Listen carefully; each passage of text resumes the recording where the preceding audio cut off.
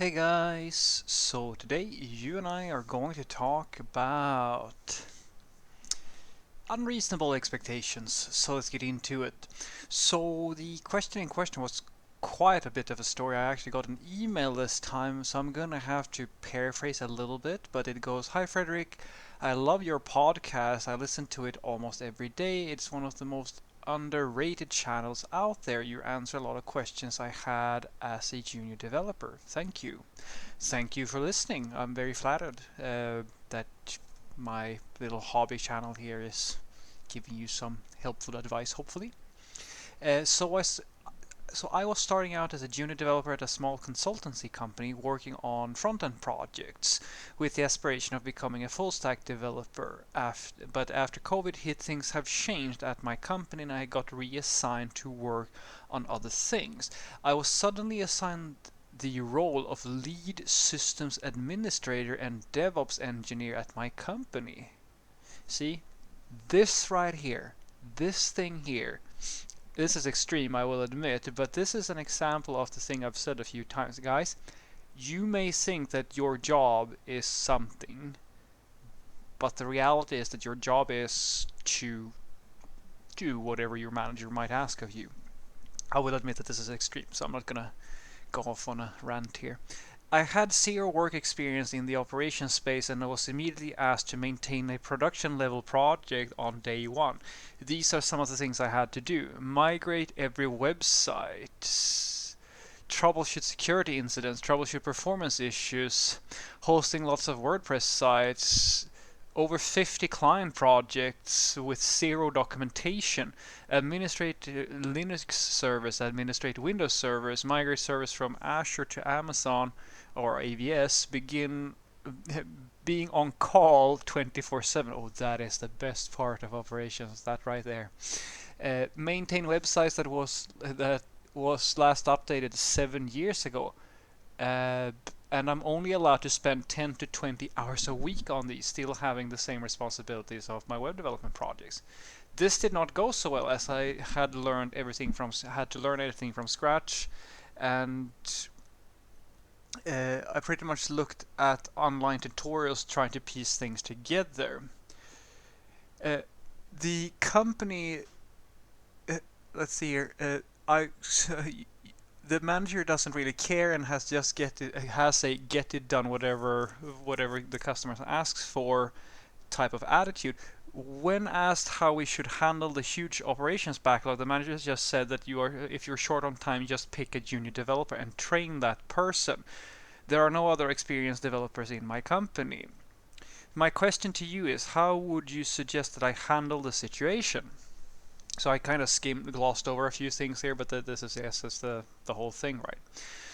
So I'm not gonna lie to you. This is a tough spot.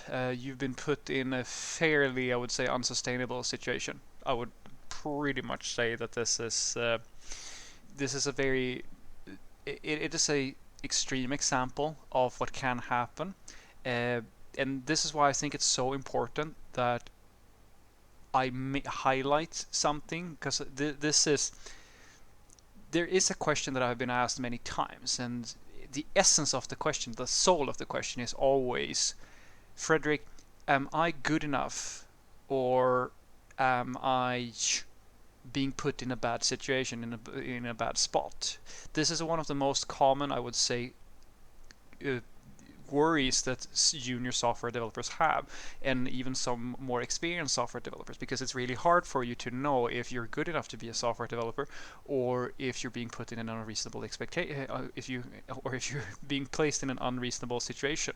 Now, this I will say to you is sort of, at least from my perspective, a very unreasonable situation. This is an example of where the balance between what you have to be able to do versus the expectations put on you are worked in the direction of that the company's asking too much of you. Basically, what's happening here.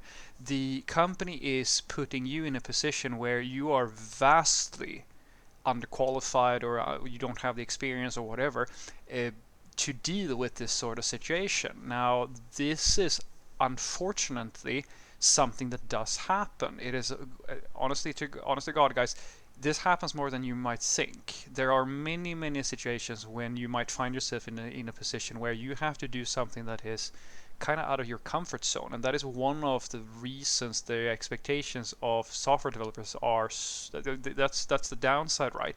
You only really hear about the positive aspects when you try to get into IT. There's a lot of like money to be made, and you have all these perks and etc. etc. Yes, this is true, but there's also a downside, which is this sort of thing where you might be put in a position where you have to learn a lot of stuff really quickly, and the company doesn't really care if you're familiar with this stuff or not. They're not going to train you, or well, they should train you, but they might not. They might just put you in a position where, well, we have a different need now, and if depending on the situation, they might actually fire you just because, well, we have now a different situation, and then here, like, out you go because we need someone who knows all of this stuff. In this situation, they wanted to keep you around. Now, what your boss said is very interesting to me, and the reason why I think that you should find that interesting is because what your manager basically said to you when you, and this is probably the most important thing you did, when you told your manager about the issues you were having, the response was train junior developers to help you out. So what I wrote back to the subscriber was basically take your manager's advice. This is going to be tough to hear, but the reality is, guys, that you can't control the work environment that you find yourself in. If your boss told you that, well, we have a business model that is based on that all our code is, let's say it's made in assembly, you have to write it all in assembly, well, then you can't, even though there are more efficient ways to write code than assembly, well, that's the limitation your boss now put on you. It's similar, as you can imagine, with certain products. Like if, let's say that you work for a company who makes clocks, well, you can mass produce clocks, but you can also make them by hand. The circumstances for how you produce the clocks is going to be different, so you have to understand the situation you find yourself in. So if your boss has now basically told you to become a DevOps engineer, well, that's in essence what you became. It's even more than that. It's a full-fledged operations person, SRE. Like, you're all of these things at the same time. And the strategy they gave you to fix the problem of not having enough time is, well, you should train some juniors. Then that is exactly what I suggest that you do. You can, of course, quit. You can, of course, I mean, if you're being put under all this pressure and they're really, really hammering you down with a lot of extra work, you should, like, if this is making you feel bad, quit. Like, find yourself somewhere else to work, because you are way, way, way overworked, I would say, considering all the things that you've been asked to do. And I've seen this happen before. But the other side of it is that, all right, let's just use their strategy, because there's no, unless your manager is so inept at understanding that there is like the workload, if they don't understand the workload that they have put on you, then there's no problem. Because at the end of the day, if they say to you, train these juniors to help you take off some responsibility, then do that. And let them come and then say, well, why aren't you progressing as fast as we expect? Why aren't you maintaining all of these systems as we expect, and so forth? And you just point and say, I don't have time. Point at your junior and say, well, this person here, I'm trying to train that person to take over some of the responsibility, but we're just not there yet. Because the thing is, guys, you don't owe your boss the results that that person is expecting unless these results are feasible. Because your boss, in this scenario, your boss has put you in a situation where you simply cannot meet the requirements, and that is not your fault. All you can do is to do your best and then communicate when something isn't working. So what I want you to take away from this is that if you find yourself in a position where you get quite swamped, or you get a lot of requirements on you, you have to remember that there is always a balancing act. Your manager or your boss might be asking for the moon, and that's not your fault.